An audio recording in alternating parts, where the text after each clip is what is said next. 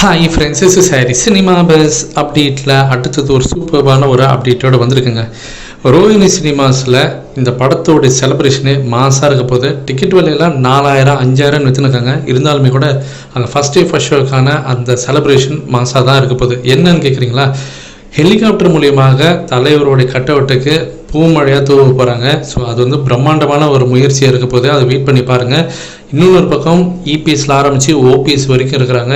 இன்னொரு பக்கம் கமலஹாசன் ஆரம்பித்து சூர்யா வரைக்கும் எல்லாருமே ரஜினி சாரோட அந்த 50 இயர்ஸ் ஆஃப் ரஜினி சாருக்கு பார்த்தீங்கன்னா வாழ்த்துக்கள் தெரிவிச்சிருக்காங்க. இந்த படத்தோடைய வெற்றிக்காக எல்லாருமே பார்த்தீங்கன்னா அவங்களோட விஷயத்தை தெரிவிச்சிருக்காங்க. குறிப்பாக டெப்டி சிஎம் உதயநிதி ஸ்டாலின் அவர்கள் பார்த்தீங்கன்னா ஸ்பெஷல் ஷோ இந்த படத்தை பார்த்துருக்காரு. பார்த்துட்டு இந்த படம் ஒரு மாஸ் என்டர்டெய்னர், எல்லாருக்குமே இந்த படம் பிடிக்கும் அப்படின்ற மாரி ஃபர்ஸ்ட் அஃபிஷியல் ரிவ்யூவும் அவர் வந்து சொல்லிட்டாரு. இதனாலே இந்த படத்தோட ஹைப் எகிரி போயிட்டு இப்போ பயங்கரமாக எல்லாருமே டிக்கெட் புக்கிங்ஸ் பண்ண ஆரம்பிச்சிருக்காங்க அப்படி தான் சொல்லணும்.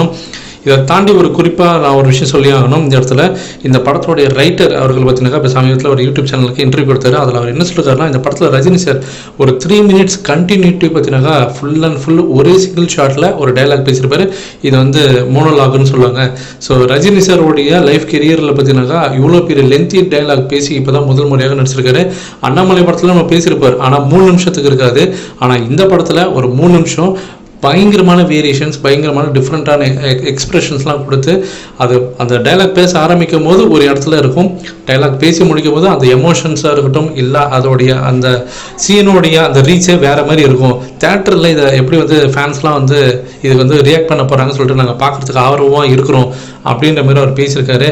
இதை பற்றி உங்களோட கருத்துக்கள் என்ன? நாளைக்கு படம் பார்க்குறதுக்கு எந்த அளவுக்கு நீங்கள் ஆர்வமாக இருக்கீங்க அப்படின்றது கீழே சொல்லுங்கள் ஃப்ரெண்ட்ஸ்.